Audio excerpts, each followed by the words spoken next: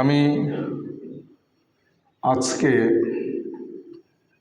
একটি অত্যন্ত স্পর্শকাতর একটি গুরুত্বপূর্ণ বিষয় নিয়ে আলোচনা করব। আমার নিজস্ব কোনো কথা বলবো না। আমি মূলত শেখ সালেহ মুনাজ্জিদ, তার সাইট হচ্ছে ইসলাম আল ইসলাম সওয়াল ওয়া জবাব, জিজ্ঞাসা এবং উত্তর, যে তার একটা সাইট রয়েছে। সেই সাইটের প্রশ্ন নম্বর হচ্ছে 1,07,166 নম্বর প্রশ্নের উত্তরটি, প্রশ্ন এবং উত্তর, এই বিষয়টি আমি আপনাদেরকে সামনে তুলে ধরব।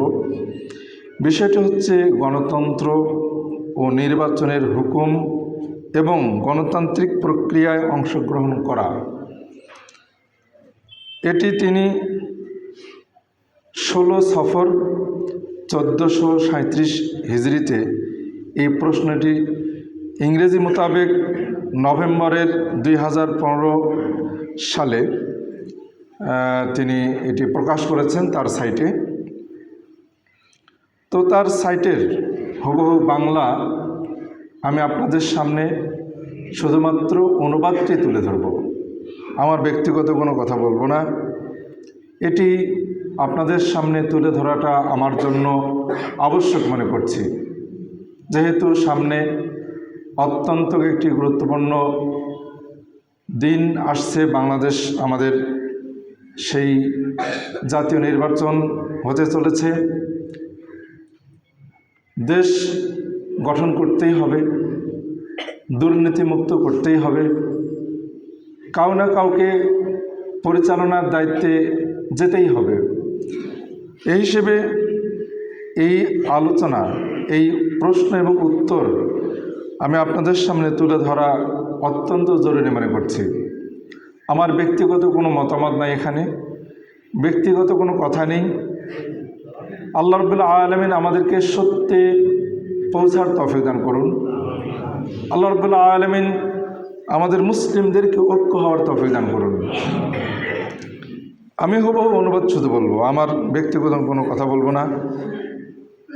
প্রশ্নটি শুরুতেই আমি তার বিষয়বস্তুটি তুলে ধরেছি। শিরোনাম তিনি টেনেছেন এভাবে, আমি আরবির বাংলা অনুবাদ।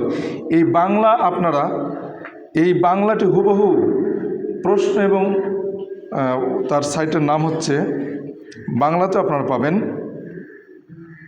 একটু আমি আপনাদেরকে হুবহু সাইটের নামটা বলে দিতে চাচ্ছি।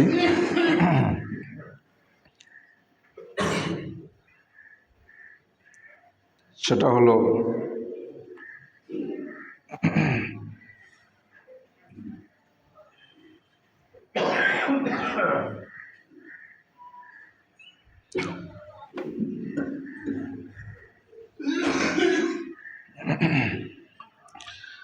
তার সাইটটি, বাংলা সাইট যেটা, সেটা হচ্ছে ইসলাম জিজ্ঞাসা ও জবাব। ইসলাম জিজ্ঞাসা ও জবাব, এখানে তিনি এই প্রশ্নটি নিয়ে আসছেন। এরকম আরও প্রশ্নোত্তর আছে তার সাইটে। আমি আপাতত যেটুকু বলার ইচ্ছা করেছি আমি আপনাদের সামনে তুলে ধরব ইনশাআল্লাহ। তো প্রথমে নিয়ে আসছেন তিনি গণতন্ত্রের হুকুম কি, পার্লামেন্টে গুরুত্বপূর্ণ পদ গ্রহণ কিংবা গণতান্ত্রিক সরকারের অন্য কোনো দায়িত্ব গ্রহণ করার হুকুম কি। তৃতীয় প্রশ্ন হচ্ছে গণতান্ত্রিক পদ্ধতিতে কোনো ব্যক্তিকে ভোট দেয়া ও নির্বাচিত করার হুকুম কি। এই হলো 3টি প্রশ্ন। উত্তর হুবহু তার সাইট হলো এটি। আর আমি তার বাংলা আমি একটু বলার সুবিধার্থে, বাংলা সাইড এটি আর কি, তা আমি বলার সুবিধার্থে আমি একটু ভিন্নভাবে সেটি কপি করে নিয়েছি আর কি, যে কারণে তার সাইড থেকে আমি আলাদা জায়গা থেকে বলছি। তো যা হোক, উত্তর, সমস্ত প্রশংসা আল্লাহর জন্য, দরুদ ও সালাম বর্ষিত হোক আল্লাহর রাসূলের প্রতি। পর সমাচার, গণতন্ত্র একটি মানব রচিত মতবাদ। এর মানে জনগণ নিজেই নিজেকে শাসন করা। তাই এটি ইসলাম বিরোধী মতবাদ। শাসনের অধিকার সুউচ্চ ও সুমহান আল্লাহর অধিকার। কোনো মানুষকে আইন প্রণয়ন করার অধিকার দেয়া জায়েজ নেই, সে মানুষ যেই হোক না কেন। এ কথাটা তিনি নিয়ে আসছেন মাউসুআতুল আদিয়ান ওয়াল মাজাহিব আল মুআসির গ্রন্থের দ্বিতীয় খণ্ডের 1066 এবং 67 নম্বর পৃষ্ঠায়। সেখানে এসেছে, কোনো সন্দেহ নেই গণতান্ত্রিক শাসন ব্যবস্থা আল্লাহর আনুগত্য ও তার প্রতি নতি স্বীকার কিংবা আইন প্রণয়নের অধিকারের ক্ষেত্রে নব্য শিরকের একটি রূপ।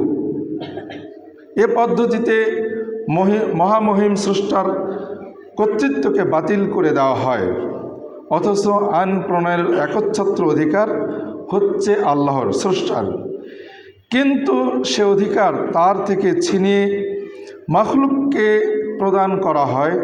আল্লাহ তাআলা বলেন, অনুবাদ, তোমরা তাকে বাদ দিয়ে নিছক কতগুলো নামের ইবাদত করছো, যে নামগুলো তোমাদের পূর্বপুরুষগণ ও তোমরা রেখেছ। এর পক্ষে কোনো প্রমাণ আল্লাহ রাব্বুল আলামিন অবতীর্ণ করেননি। বিধান দেওয়ার অধিকার শুধুমাত্র আল্লাহর। তিনি নির্দেশ দিয়েছেন শুধু তাকে ছাড়া অন্য কারো ইবাদত না করতে। এটাই শাশ্বত ধর্ম, কিন্তু অধিকাংশ মানুষ তা জানে না। সূরা ইউসুফ 40 নম্বর আয়াত। আমি আয়াত নম্বরটি প্রুফ করে দেখিনি, তো এখানে এভাবে অনুবাদে তিনি আসছেন। এরপরে আল্লাহ তাআলা বলেন, বিধান দেওয়ার অধিকার শুধুমাত্র আল্লাহর। সূরাতুল আনআম 57 নম্বর আয়াত। এ বিষয়ে বিশদ আলোচনা তিনি আরও এক জায়গায় করেছেন, সেটা হলো 98,134 নম্বর প্রশ্নের উত্তরে তিনি আরও আলোচনা করেছেন।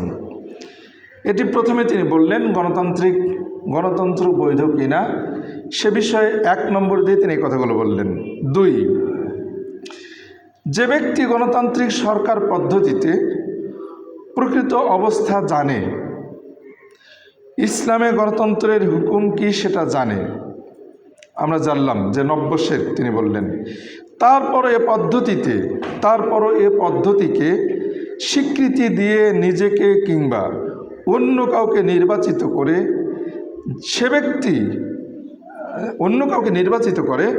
সে ব্যক্তি ভয়াবহ শঙ্কার মধ্যে আছে। কারণ ইতিপূর্বেই উল্লেখ করা হয়েছে যে গণতান্ত্রিক পদ্ধতি সম্পূর্ণরূপে ইসলাম বিরোধী। তবে এরপর তিনি আরও বিস্তারিত আলোচনা করছেন। তবে যে ব্যক্তি এ পদ্ধতির অধীনে নিজেকে কিংবা অন্য কাউকে, তিনি এ বিষয়ে শেখ সালেহ উসাইমিনের মাসালা নিয়ে এসেছেন এবং সৌদি আরবের স্থায়ী ফতোয়া বোর্ডের স্থায়ী ওলামা পরিষদের কমিটির মাসালাও তিনি নিয়ে আসছেন। আমরা একটু ধীরস্থিরভাবে শোনার চেষ্টা করব। তিনি বলছেন, তবে যে ব্যক্তি এ পদ্ধতির অধীনে নিজেকে কিংবা অন্য কাউকে এজন্য নির্বাচিত করে যে যাতে করে এ আইন সভাতে ঢুকে, অর্থাৎ সংসদে ঢুকে এর বিরোধিতা করা যায়, এই গণতন্ত্রের বিরোধিতা করা যায়, প্রচলিত গণতন্ত্র, এ পদ্ধতির বিপক্ষে দলিল প্রমাণ উপস্থাপন করা যায়, সাধ্যানুযায়ী অকল্যাণ ও দুর্নীতি রোধ করা যায়, এবং যেন গোটা ময়দান দুর্নীতিবাজ ও নাস্তিকদের হাতে চলে না যায়, যারা জমিনে দুর্নীতি ছড়িয়ে দেয়, মানুষের দিন ও দুনিয়ার সমূহ কল্যাণ নস্যাৎ করে দেয়। তবে এক্ষেত্রে সম্ভাব্য কল্যাণের দিক বিবেচনা করে ইজতিহাদ নিজস্ব চিন্তা গবেষণায় একটা সিদ্ধান্তে পৌঁছা। তবে এক্ষেত্রে সম্ভাব্য কল্যাণের দিক বিবেচনা করে ইজতিহাদ করার তথা বিবেক বিবেচনা অনুযায়ী সিদ্ধান্ত নেওয়ার সুযোগ রয়েছে। বরং কোনো আলেম মনে করেন এ ধরনের নির্বাচনে অংশগ্রহণ করা ফরজ। শেখ মোহাম্মদ বিন উসাইমিনকে তাকে এই বিষয়ে প্রশ্ন করা হয়েছিল, তিনি একটা উত্তর দিয়েছেন, সেই উত্তরটি তিনি উল্লেখ করেছেন। শেখ মোহাম্মদ বিন উসাইমিনকে নির্বাচনে অংশগ্রহণ করার নির্বাচনে অংশ নেওয়ার হুকুম সম্পর্কে জিজ্ঞেস করা হলে তিনি জবাবে বলেন, আমি মনে করি এ নির্বাচনগুলোতে অংশ নেওয়া ফরজ। আমরা যাকে ভালো মনে করি তাকে সহযোগিতা করা ফরজ। কারণ ভালো লোকেরা যদি ঢিলেমি করে তাহলে এই স্থানগুলো কে দখল করবে? কে দখল করবে? খারাপ লোকেরাই দখল করবে, কিংবা এমন লোকেরা দখল করবে যাদের কাছে না আছে ভালো, না আছে খারাপ, যারা সুবিধাবাদী। তাই আমাদের উচিত যাকে যোগ্য মনে করি তাকে নির্বাচিত করা। যদি কেউ বলেন আমরা যাকে নির্বাচিত করলাম আইনসভার অর্থাৎ সংসদের অধিকাংশ সদস্য তার বিপক্ষে, আমরা যাকে নির্বাচিত করলাম সংসদের অধিকাংশ সদস্য তার বিপক্ষে, তাহলে এখানে কিভাবে কি হবে? জবাবে আমরা বলবো, কোনো অসুবিধা নেই। এই একজনের মধ্যে আল্লাহর বরকত দিতে পারেন। এই একজনের মাধ্যমে তার ইখলাসের কারণে, একনিষ্ঠতার কারণে আল্লাহ রাব্বুল আলামিন বরকত দিতে পারেন। তিনি যদি সংসদের সামনে হক কথা বলতে পারেন তাহলে অবশ্যই এর প্রভাব থাকবে, প্রভাব থাকতেই হবে। তবে যে ক্ষেত্রে আমাদের কসুর হয়, কষ্ট হয়, সেটা হচ্ছে আল্লাহর সাথে বিশ্বস্ত হওয়া। মানে যারা ক্ষমতা সেখানে যাবেন, সেখানে গিয়ে আল্লাহর যে আমানত সেটা রক্ষা করতে পারবেন কি না, সেটা হলো আমাদের কষ্টের বিষয়, এটা হলো আমাদের চিন্তার বিষয়। আমরা শুধু বৈষয়িক বিষয়ের উপরে নির্ভর করি।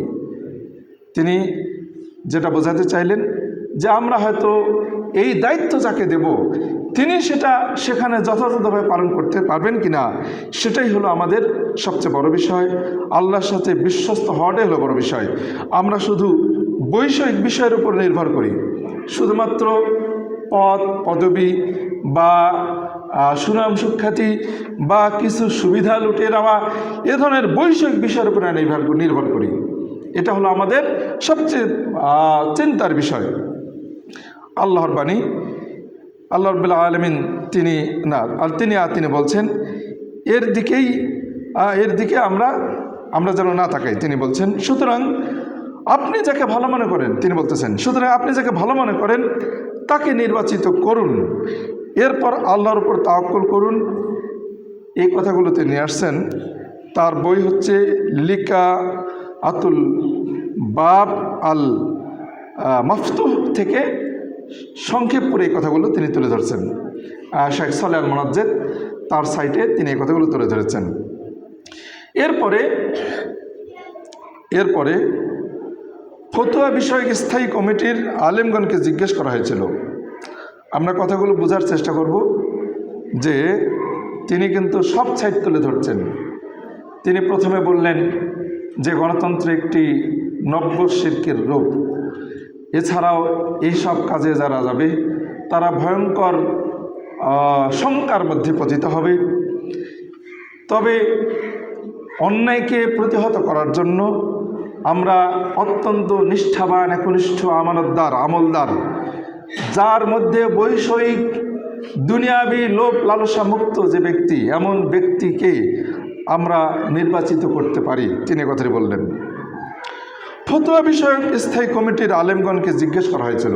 সৌদি আরবের ওলামা পরিষদের যে ফতোয়া লাজনা দাইমা, সেখানকার এই ফতোয়া বোর্ডকে জিজ্ঞেস করা হয়েছিল, ফতোয়া বিষয়ক স্থায়ী কমিটির আলেমগণকে জিজ্ঞেস করা হয়েছিল নির্বাচনে কাউকে মনোনয়ন দেয়া ও ভোট দেয়া জায়েজ আছে কিনা।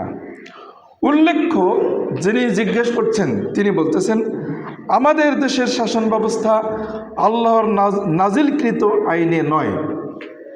জবাবে তারা বলেন, যে সরকার আল্লাহর নাজিলকৃত আইন দিয়ে শাসন করে না, শরিয়া আইন অনুযায়ী রাষ্ট্র পরিচালনা করে না, কোনো মুসলমানের জন্য সে সরকারের যোগ দেওয়ার প্রত্যাশায় নিজেকে মনোনীত করা জায়েজ নাই। স্পষ্ট আবার বলছি, যে সরকার আল্লাহর নাজিলকৃত আইন নিয়ে শাসন করে না, শরিয়া আইন অনুযায়ী রাষ্ট্র পরিচালনা করে না, কোনো মুসলমানের জন্য সে সরকারে যোগ দেওয়ার প্রত্যাশায় নিজেকে মনোনীত করা জায়েজ নয়। তাই এ সরকারের সাথে কাজ করার জন্য কোনো মুসলমানের নিজেকে কিংবা অন্য কাউকে নির্বাচিত করা জায়েজ নেই। তবে কোনো মুসলমান যদি এই উদ্দেশ্য নিয়ে নির্বাচনে প্রার্থী হয় কিংবা অন্যকে নির্বাচিত করে যে এর মাধ্যমে এ শাসন ব্যবস্থা পরিবর্তন করে ইসলামী শরিয়া ভিত্তিক শাসন ব্যবস্থা কায়েম করবে, নির্বাচনে অংশগ্রহণকে তারা বর্তমান শাসন ব্যবস্থার উপর আধিপত্য বিস্তার করার মাধ্যম হিসেবে গ্রহণ করে তাহলে সেটা জায়েজ হবে। আবার বলছি উত্তরটি, তবে কোনো মুসলিম যদি এ উদ্দেশ্য নিয়ে নির্বাচনে প্রার্থী হয় কিংবা অন্যকে নির্বাচিত করে যে এর মাধ্যমে এ শাসন ব্যবস্থা পরিবর্তন করে ইসলামী শরিয়া ভিত্তিক শাসন ব্যবস্থা কায়েম করবে, নির্বাচনে অংশগ্রহণকে তারা বর্তমান শাসন ব্যবস্থার উপর আধিপত্য বিস্তার করার মাধ্যম হিসেবে গ্রহণ করে তাহলে সেটা জায়েজ হবে। তবে সেক্ষেত্রেও যে ব্যক্তি প্রার্থী হবেন তিনি এমন কোনো পদ গ্রহণ করতে পারবেন না যা ইসলামী শরিয়ার সাথে সরাসরি সাংঘর্ষিক। আমরা বোঝার চেষ্টা করব। তিনি আবার বলছি আমি, তবে সেক্ষেত্রেও যে ব্যক্তি প্রার্থী হবেন তিনি এমন কোনো পদ গ্রহণ করতে পারবেন না যা ইসলামী শরিয়ার সাথে সরাসরি সাংঘর্ষিক। এই ফতোয়া যে আলেমগণ দিয়েছেন, পরামর্শ করে যারা ছিলেন, তাদের নাম হচ্ছে শেখ আব্দুল আজিজ বিন বাস, শেখ আব্দুর রাজ্জাক আফিফি, শেখ আবদুল্লাহ গুদাইন, শেখ আবদুল্লাহ কউদ। স্থায়ী কমিটি ফতোয়া সমগ্র থেকে সংকলিত 23তম খণ্ডের 406 এবং 7 নম্বর পৃষ্ঠায় এই মাসালাটি আসছে। স্থায়ী কমিটিকে আরও জিজ্ঞেস করা হয় যে আপনারা জানেন আমাদের আলজেরিয়াতে, যিনি প্রশ্ন করেছেন তিনি আলজেরিয়ার একজন অধিবাসী, তিনি বলছেন, স্থায়ী কমিটিকে বলছেন, আপনারা জানেন যে আমাদের আলজেরিয়াতে আইনসভার অর্থাৎ সংসদের নির্বাচন অনুষ্ঠিত হয়। কিছু কিছু দল আছে যারা ইসলামী হুকুমত কায়েমের দিকে আহ্বান করে, আর কিছু কিছু দল আছে যারা ইসলামী হুকুমত চায় না।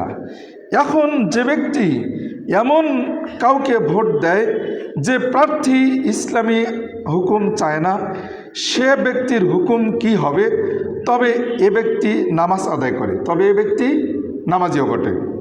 জবাবে তারা বলেন, যেসব দেশে ইসলামী শরিয়া ভিত্তিক শাসন ব্যবস্থা চালু নাই সেসব দেশের মুসলিমদের ওপর ফরজ ইসলামী হুকুমত ফিরিয়ে আনার জন্য তাদের সর্বোচ্চ চেষ্টায় নিয়োজিত হওয়া, এবং যে দল ইসলামী হুকুমত বাস্তবায়ন করবে বলে তারা ধারণা করেন সে দলকে একজোটে সবাই মিলে সহযোগিতা করা।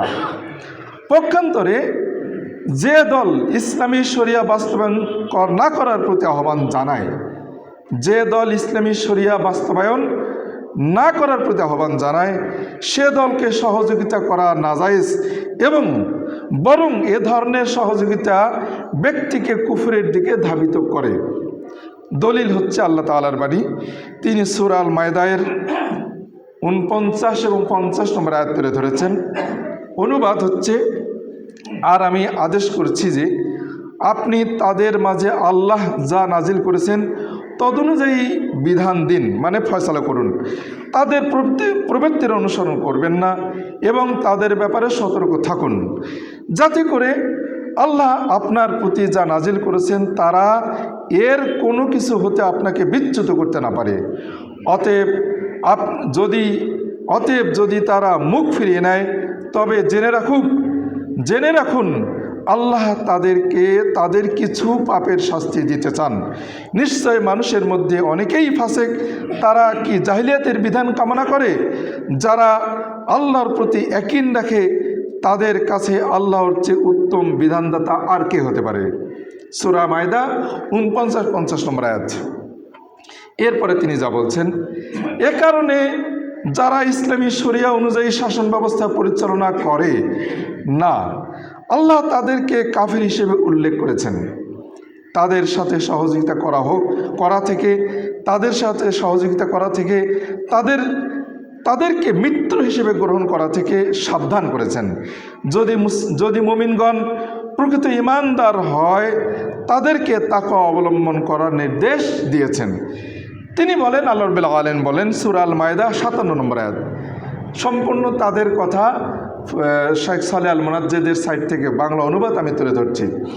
তিনি বলেন, হে মুসলিমগণ, হে মুমিনগণ, আহলে কিতাবদের মধ্য থেকে যারা তোমাদের ধর্মকে উপহাস ও খেলা মনে করে তাদেরকে এবং অন্য কাফেরদেরকে বন্ধুরূপে গ্রহণ করো না। তোমরা তাকওয়া অবলম্বন করো যদি তোমরা ঈমানদার হয়ে থাকো। সূরা আল মায়েদা 57 নম্বর আয়াত। তিনি এই মাসালাটি শেষ করছেন। আল্লাহই তৌফিক দাতা। আমাদের নবী মুহাম্মদ সাল্লাল্লাহু আলাইহি ওয়াসাল্লাম এর উপর আল্লাহ রাব্বুল আলামিন শান্তি বর্ষিত হোক, রহমত বর্ষিত হোক। গবেষণা ও ফতোয়া বিষয়ক স্থায়ী কমিটি শেখ আব্দুল আজিজ বিন বাস, শেখ আব্দুর রাজ্জাক আফিফি, শেখ আবদুল্লাহ গুদিয়ান স্থায়ী কমিটির ফতোয়া সমগ্র প্রথম খণ্ডের 373 থেকে এটা নিয়ে আসা হয়েছে। বাস এটি হচ্ছে আসলো। আর সূত্র আমি যেটা আবার বলছি, ইসলাম জিজ্ঞাসা ও জবাব বাংলা সাইট, ইসলাম জিজ্ঞাসা জবাব নিউজ লেটার ওয়েবসাইটের ইমেইল ভিত্তিক নিউজ লেটারে সাবস্ক্রাইব আপনারা করলে সেখানে আপনারা জানতে পারবেন। ইসলাম জিজ্ঞাসা জবাব অ্যাপ্লিকেশন কন্টেন্টে আরও এ ধরনের আরও আলোচনা আছে, আপনারা দেখতে পারেন ইনশাআল্লাহ। তো এই হচ্ছে গণতন্ত্রের উপরে সংক্ষিপ্ত একটি বিধান আমরা আলোচনা শুনলাম। এরপরে আরও আসি, আরও এ বিষয়ে আরও কিছু কথা আসছে।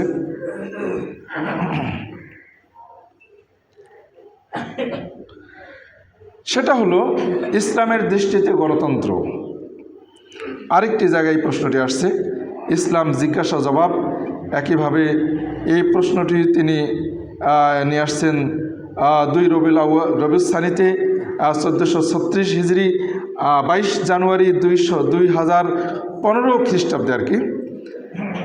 সেখানে তিনি নিয়ে আসছেন, আমি শুনেছি, প্রশ্ন নম্বর হচ্ছে 98,134 নম্বর প্রশ্ন। সেখানে প্রশ্নটি হচ্ছে, আমি শুনেছি গণতন্ত্র ইসলাম থেকে নেওয়া হয়েছে, এ কথাটা কি ঠিক? গণতন্ত্রের পক্ষে প্রচারণা করার হুকুম কি?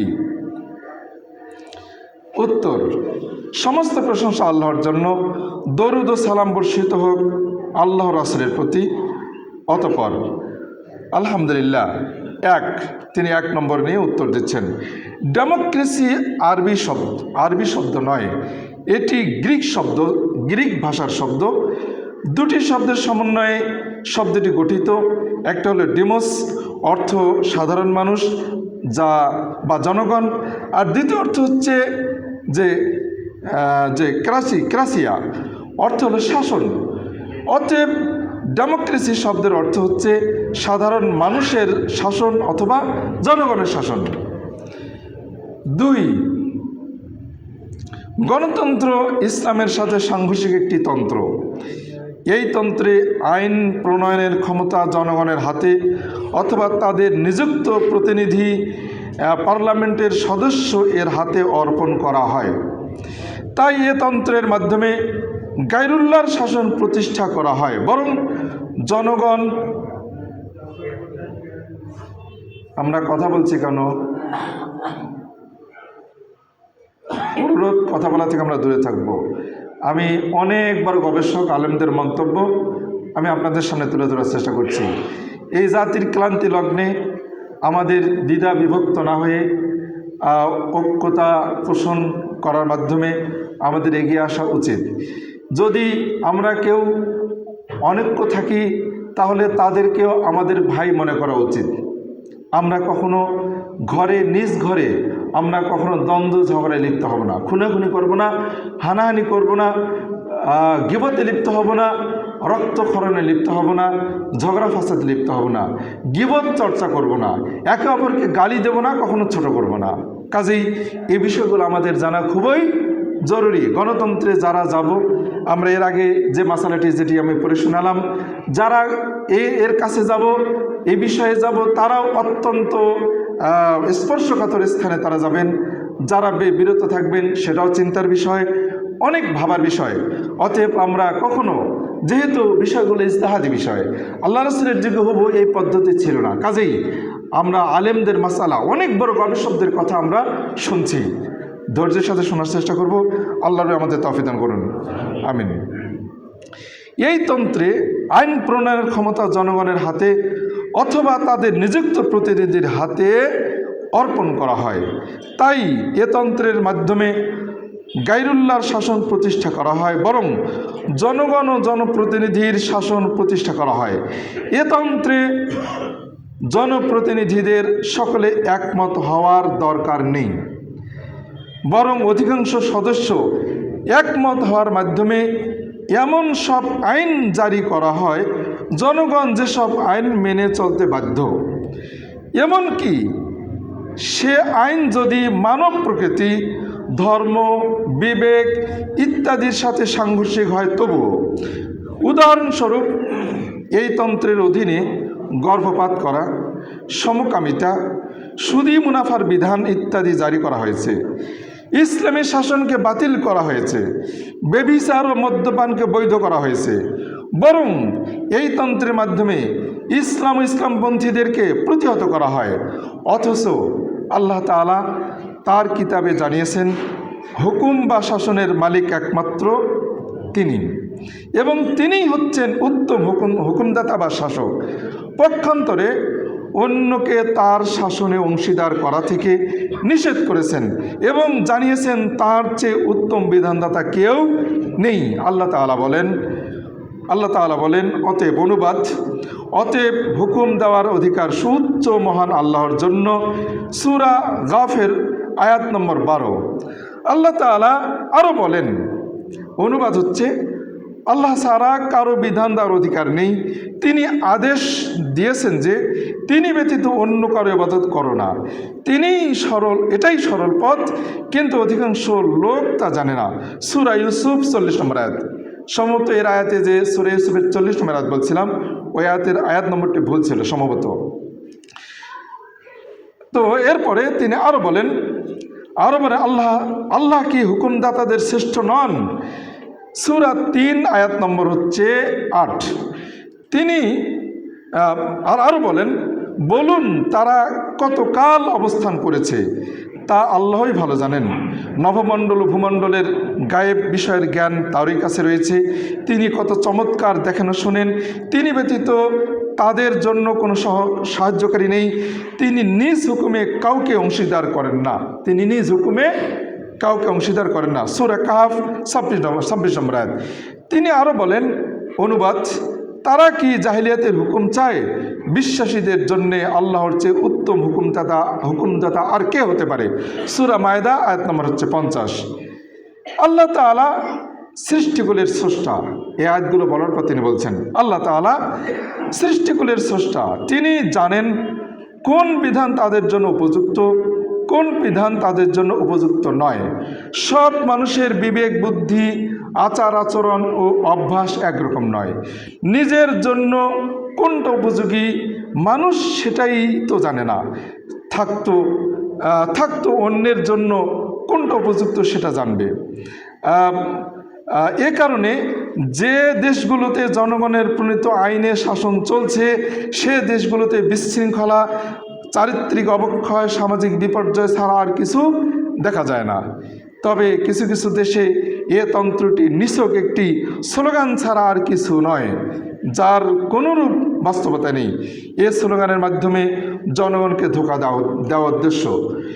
প্রকৃতপক্ষে রাষ্ট্রপ্রধান ও তার সহযোগীরাই হচ্ছে আসল শাসক এবং জনগণ হচ্ছে তাদের কর্ত বা তাদের সহযোগী। এর চেয়ে বড় প্রমাণের আর কিছু প্রয়োজন আছে। শাসকবর্গ যা অপছন্দ করে, ডেমোক্রেসিতে যদি এমন কিছু থাকে তবে তারা সেটাকে পায়ের নিচে পিষ্ট করে। নির্বাচনে কারচুপি, স্বাধীনতা হরণ, সত্য কথা বললে টুটি চেপে ধরা ইত্যাদি এমন কিছু বাস্তবতা যা সকলের জানা। এজন্য এগুলো সাব্যস্ত করার জন্য কোনো দলিলের প্রয়োজন নেই। দ্বীনের অস্তিত্ব সাব্যস্ত করার জন্য যদি দলিল লাগে তাহলে বিবেকে আর কিছু থাকবে না, আর কিছু ধরবে না। এই কথাগুলো তিনি আসছেন মাউসুআতুল আদিয়ান ওয়াল মাজাহেব আল মুআসির 2য় খণ্ডের 1066 নম্বর পৃষ্ঠায়। সেখানে এসেছে পার্লামেন্টারি ডেমোক্রেসি এটি এমন একটি গণতান্ত্রিক শাসন ব্যবস্থা যাতে জনগণের নির্বাচিত প্রতিনিধি বর্গের নির্বাচনে গঠিত পরিষদের মাধ্যমে জনগণ শাসন কার্য পরিচালনা করে থাকে। এ ব্যবস্থায় জনগণ বিশেষ কিছু ক্ষেত্রে বিশেষ কিছু প্রক্রিয়ায় শাসন কার্যে সরাসরি হস্তক্ষেপ করার অধিকার রাখে। এ প্রক্রিয়াগুলোর মধ্যে রয়েছে কি রয়েছে এক এক করে তিনি বলতেছেন। ভোট দেওয়ার অধিকার, জনগণের কতিপয় ব্যক্তিবর্গ কোনো একটি আইনের বিস্তারিত বা সংক্ষিপ্ত বিল উত্থাপন করে, এরপর পার্লামেন্ট কমিটি সেটার উপর আলোচনা করে ও ভোট দেয়। 2. গণভোট দেওয়ার অধিকার, কোনো একটি আইন পার্লামেন্টের অনুমোদনের পর জনগণের রায় প্রকাশ করার জন্য পেশ করে। 3. না ভোট দেওয়ার অধিকার, কোনো একটি আইন প্রকাশ করার নির্দিষ্ট কিছু সময়ের মধ্যে সংবিধান কর্তৃক নির্ধারিত সংখ্যক লোকের পক্ষ থেকে এই আইনের বিরুদ্ধে আপত্তি জানানোর অধিকার, যাতে করে এ আপত্তির ফলে গণভোটের মাধ্যমে সমাধান করা যায়। যদি হা এর পক্ষে বেশি ভোট পড়ে তাহলে আইনটি কার্যকর করা হয়, আর যদি না এর পক্ষে বেশি ভোট পড়ে তাহলে সেটি বাতিল করা হয়। বর্তমানে প্রায় সকল সংবিধান এ নিয়মে চলছে। কোনো সন্দেহ নেই যে গণতান্ত্রিক শাসন ব্যবস্থা আল্লাহর আনুগত্য ও আইন প্রণয়ন অধিকারের ক্ষেত্রে একটি নব্য শিরকের স্বরূপ মাত্র। যেহেতু এ প্রক্রিয়ায় স্রষ্টা হিসেবে আল্লাহর আইন প্রণয়ন করার একক অধিকারকে ক্ষুণ্ণ করা হয় এবং মাখলুককে এ অধিকার প্রদান করা হয়, অথচ আল্লাহ তাআলা বলেন, তোমরা আল্লাহকে ছেড়ে নিছক কিছু নামের ইবাদত করো যেগুলো তোমরা এবং তোমাদের বাপদাদাদের সাব্যস্ত করে নিয়েছে। আল্লাহ এদের কোনো প্রমাণ অবতীর্ণ করেননি। আল্লাহ ছাড়া কারো আল্লাহ ছাড়া কারো বিধান দেওয়ার অধিকার নেই। তিনি আদেশ করেছেন যে তিনি ব্যতীত অন্য কারো ইবাদত করো না, এটাই সরল পথ, কিন্তু অধিকাংশ লোক তা জানে না। সূরা আল আনাম 57 নম্বর আয়াত। এরপর 3 নম্বরে যেটা আসছে, অনেক মানুষ ধারণা করে ডেমোক্রেসি মানে স্বাধীনতা বা মুক্ত হয়ে যাওয়া। এটি একটি ভুল ধারণা। যদিও স্বাধীনতা বা ডেমোক্রেসির উদ্ভাবিত একটি পণ্য, আমরা এখানে স্বাধীনতা বলতে বুঝতে চাই বিশ্বাসের স্বাধীনতা, চারিত্রিক স্খলনের স্বাধীনতা, মত প্রকাশের স্বাধীনতা। ইসলামী সমাজের উপর এগুলোর নেতিবাচক প্রভাব অনেক রয়েছে। এ প্রভাব মত প্রকাশের স্বাধীনতার নামে রাসূল তাদের রিসালাত, কোরআন, সাহাবে কেরামের উপর দোষারোপ করার পর্যায় পর্যন্ত পৌঁছে যায়। স্বাধীনতার নামে বেপর্দা, বেহায়াপনা, খারাপ ছবি, ফিল্ম অনুমোদন দেওয়ার পর্যায়ে পৌঁছে যায়। এভাবে এর তালিকা লম্বা হতেই থাকে। এসবগুলো উম্মতের দিনদারি ও চরিত্র ধ্বংস করার একটা অপচেষ্টা। পৃথিবীর নানা রাষ্ট্র গণতান্ত্রিক শাসনের আড়ালে যে স্বাধীনতার দিকে আহ্বান জানায়, সে স্বাধীনতা আবার সব ক্ষেত্রে নয়, বরং স্বার্থ প্রবৃত্তির শিকলে এ স্বাধীনতা আষ্টে পৃষ্ঠে বাধা। মত প্রকাশের স্বাধীনতার নামে তারা মুহাম্মদ সাল্লাল্লাহু আলাইহি ওয়াসাল্লাম ও কোরআনকে দোষারোপ করা অনুমোদন করে, কিন্তু নাৎসিদের ইহুদি নিধন নিয়ে কথার ক্ষেত্রে স্বাধীনতা নিষেধ। বরং যে ব্যক্তি এ হত্যাযজ্ঞকে অস্বীকার করে তাকে শাস্তি দেওয়া হয়, জেলে ঢোকানো হয়। অথচ এটি একটি ঐতিহাসিক ঘটনা। এক্ষেত্রে যে কেউ অস্বীকার করতেই পারে। অর্থাৎ গণতন্ত্র বলতে শুধুমাত্র ইহুদিবাদকেই সমর্থন করা আর মুসলিমবাদকে মুসলিমদের বিরোধিতা করা। যদি আসলেই তারা স্বাধীনতার আহ্বায়ক হতো, তাহলে তারা ইসলামী রাষ্ট্রের জনগণকে নিজেদের সিদ্ধান্তে নিজেদেরকে নেয়ার সুযোগ দিল না কেন? যদি আমরা আমাদের দেশে শরিয়া আইন চালু করি, তাহলে গোটা ইহুদিবাদ আমাদের বিরোধী হবে। যদি তারা গণতন্ত্রেরই দোহাই দেয়, তাহলে আমাদের বিরোধিতা তারা কেন করবে? এটাই তিনি বলছেন। কেন তারা মুসলিমদের দেশগুলোকে উপনিবেশ বানালো? তাদের ধর্ম বিশ্বাস পরিবর্তনের পদক্ষেপ গ্রহণ করলো। ইতালিয়ানরা যখন লিবিয়ার জনগণকে হত্যা করেছিল, তখন এ স্বাধীনতা কোথায় ছিল? ফ্রান্স যখন আলজেরিয়াতে হত্যাযজ্ঞ করে চালাচ্ছিল, অথবা ইতালিয়ানরা মিশরে হত্যাযজ্ঞ চালাচ্ছিল, বা আমেরিকানরা যখন আফগান ও ইরাকে হত্যাযজ্ঞ চালাচ্ছিল, তখন এই স্বাধীনতা কোথায় ছিল? এসব স্বাধীনতার দাবিদারদের নিকটেও স্বাধীনতা কতগুলো নিয়ম কানুন দ্বারা শৃঙ্খলিত। যেমন আইন। কোনো মানুষের এ অধিকার নেই যে সে রাস্তাতে সাধারণ চলাচলের বিপরীত দিকে চলবে বা গাড়ি চালাবে, অথবা লাইসেন্স ছাড়া কোনো দোকানপাট খুলবে। যদি সে বলে আমি স্বাধীন, তবে তার দিকে ভ্রুক্ষেপও করবে না। 2 নম্বর, সামাজিক প্রথা। উদাহরণত, কোনো নারী সাগরে গিয়ে রাত যাপন করবে। পোশাক পরে কোনো মৃত ব্যক্তির শোকাহ বাড়িতে যেতে পারে না। যদি বলে আমি স্বাধীন, মানুষ তাকে তুচ্ছ তাচ্ছিল্য করবে, তাড়িয়ে দেবে, কারণ এটি প্রথায় বিপরীত। 3 নম্বর, সাধারণ রুচিবোধ। উদাহরণত, কোনো ব্যক্তি মানুষের সামনে বায়ু ত্যাগ করতে পারে না। মানে স্বাধীনতা বলতে এই বিষয়গুলো নয়। এমনকি ঢেকুর তুলতে পারে না। যদি সে বলে আমি স্বাধীন, তাহলে মানুষ তাকে হেয় প্রতিপন্ন করবে।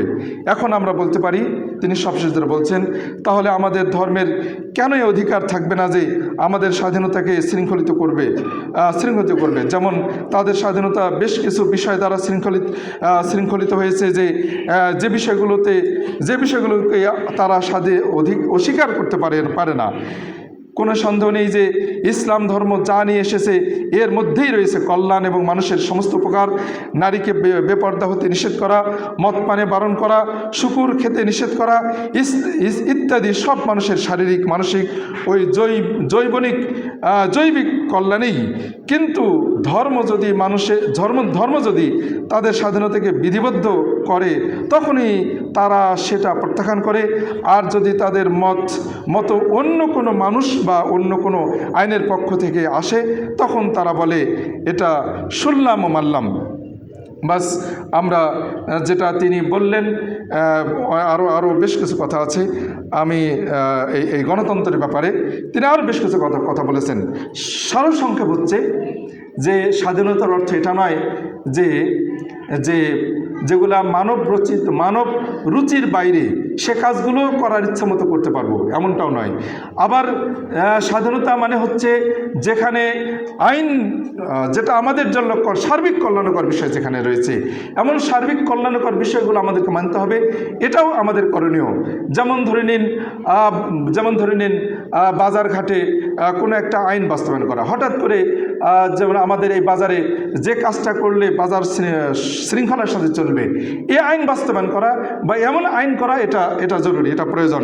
কিন্তু এমন আইন করা চলবে না যে আইন সরাসরি আল্লাহর আইনের বিরোধী, কোরআনের আইনের বিরোধী। এমন আইন কখনো করা চলবে না। আর যাদের গণতন্ত্রে আমরা বিশ্বাসী, তারা মূলত তাদের পক্ষের আইনগুলো পালন করাকেই তারা গণতন্ত্র বলে। আর তাদের বিপক্ষে যেগুলো চলে যায়, সেগুলোকে তারা গণতন্ত্র বলে না, বরং সেগুলোকে তারা সন্ত্রাসী কর্মকাণ্ড বলে চিহ্নিত করে। যে কারণে মুসলিমরা আমরা যখন আমাদের দেশে কোরআন সুন্নাহর আইন যদি বাস্তবায়ন করতে যাই, বা এমন পক্ষে যদি কেউ কথা বলে, তাহলে তাদেরকে তারা সন্ত্রাসী মনে করে। এই গণতন্ত্রের পিছিয়ে আজকে আমরা অনেকে ছুটে চলেছি।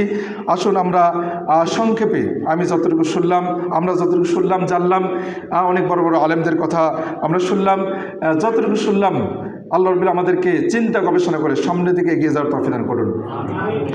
আল্লাহ রাব্বুল আমাদেরকে সব ধরনের অন্যায়, অবিচার, দুর্নীতি এমন সকল কাজে অংশগ্রহণ বা সমর্থন এমন থেকে বিরত তৌফিক দান করুন। পাশাপাশি আমাদের দেশে দাওয়া এবং তাবলীগ অত্যন্ত জরুরি। যে দেশে 99.99% মানুষ কোরআনের অর্থ বোঝে না, 99% মানুষ নামাজ পড়ে না, ইসলাম কায়েম, নিজের পরিবারে ইসলাম কায়েম করে না, পর্দা করে না, 90% বা 95% মা বোন যারা যে দেশের মানুষেরা পর্দা করে না, যারা আমরা ইসলাম ইসলাম বলে চিৎকার করছি, যারা আমরা এই কথাগুলো বলছি, তারাই আমরা ইসলাম পালন করি না, তারা আমরা কিভাবে আমাদের দেশে ইসলাম বাস্তবায়ন করতে পারবো, সেটাই হলো আশ্চর্য বিষয়। আল্লাহ আমাদেরকে আগে আমাদেরকে আমাদের 3.5 হাত গড়িতে, পরিবারে, সমাজে, পরিবারে, এরপর নিজের অধীনস্থদের মধ্যে ইসলাম বাস্তবায়ন, এরপর দেশীয়ভাবে আন্তর্জাতিকভাবে ইসলাম বাস্তবায়নের বা প্রতিষ্ঠার ক্ষেত্রে আমাদের ঐক্যমত হয়ে এগিয়ে যাওয়ার আল্লাহ আমাদেরকে তৌফিক দান করুন। প্রত্যেকটি ইসলাম প্রতিষ্ঠার মাধ্যম, কারো গবেষণা এটা ঠিক, কারো গবেষণা এটা ঠিক, সব ইজতিহাদি বিষয়। এই ইজতিহাদি বিষয়ে আমরা একে অপরকে কখনো দোষাবো না, একে অপরকে কোনো তিরস্কার করবো না, কেউ কারো গীবত করবো না, কেউ ছোট করবো না, কেউ কাউকে কাফের মুশরিক বলবো না, কেউ কাউকে বেদিন বলবো না, বরং এগুলো যারা আজকে আইন নিয়ে পড়াশোনা করছে, এই প্রচলিত আইন নিয়ে, গণতন্ত্রের আইন নিয়ে যারা পড়াশোনা করছে, একেবারেই সালাত, সিয়াম, হজ, জাকাত সব কিছু তিনি করেন, কিন্তু এই আইনের তিনি একজন অ্যাডভোকেট, তিনি একজন উকিল, তিনি একজন জজ, অনেক কিছু। তিনি কখনো অমুসলিম নন, তিনি মনে প্রাণে বিশ্বাস করেন যে তিনি একজন মুসলিম, আমরা তাকে কাফের বলতে পারি না। তিনি মনে প্রাণে জানেন যে এই বিধান, এই অনুযায়ী বিচার কাজ করাটা কুফরি, এটা বিশ্বাস করেন, কিন্তু তিনি এরপরেও সে কাজে গেছেন, বিশ্বাস করেন, আল্লাহর আইনকে অবিশ্বাস করেন না, বিশ্বাস করেন, কিন্তু এরপরে তিনি ল নিয়ে পড়াশোনা করছেন, ওই পেশাকে তিনি বেছে নিয়েছেন। এমন ব্যক্তিকে আমরা কখনো কাফের বলতে পারি না, এটা বলা যাবে না, কারণ যিনি কখনো কোরআনের আইনকে অস্বীকার করবেন না, কোরআনের একটা আয়াতকে অস্বীকার করবেন না, সালাতকে অস্বীকার করবেন না, সিয়ামকে অস্বীকার করবেন না, কিন্তু ব্যক্তিগত দোষের কারণে কোনো বহু দোষে নিপতিত, কেউ সুদ খাচ্ছে, কেউ যেমন জজ ব্যারিস্টারি করছেন, আবার কেউ সব কাজ করেন না, চাকরি করেন না, কিন্তু তিনি সুদের সাথে জড়িত, কেউ এরকম সরাসরি যে আল্লাহ বিরোধী কোনো আইনের সাথে সংযুক্ত নন, কিন্তু তার বাড়িতে পর্দাহীনতা, তিনি সব কিছু অনেক অন্যায় কাজ করেন। এরকম আমাদের ব্যক্তিগতভাবে, পারিবারিকভাবে, সামাজিকভাবে কেউ না কেউ কোনো না কোনোভাবে কাবিরা গুনাহে জড়িত। এই জন্য আমরা কখনো কেউ কাউকে, মুসলিম দাবিদারদেরকে, কালেমাতে বিশ্বাসী, যারা কেবলাকে কেবলা বলে বিশ্বাস করে, যারা সালাত কায়েম করে, এমন ব্যক্তিকে কখনো আমরা কাফের মুশরিক বলে ফতোয়া দিতে পারি না। আমাদের সাবধান থাকতে হবে। দিন প্রচারের যারা তাবলীগ করে, তারা দিন প্রচার করছে, যারা বহু দল আছে আমাদের দেশে, প্রত্যেকের বিশ্বাস, প্রত্যেকের ইচ্ছা যে আমরা দিন প্রচার করছি, কিন্তু আকীদাগত কোনো পার্থক্য, সরাসরি কারোর মধ্যে আকীদাগত বিভ্রান্তি থাকলে, মাসআলাগত দ্বন্দ্ব থাকলে, আমরা সেসব বিষয়ে তাদেরকে সংশোধন করতে আমরা অত্যন্ত সচেষ্ট, আগ্রহী, এবং এরকম আকীদা পরিপন্থী যদি কোনো বিশ্বাস থাকে কারোর মধ্যে, সেই বিষয়ে আমরা অত্যন্ত কষ্টে আছি।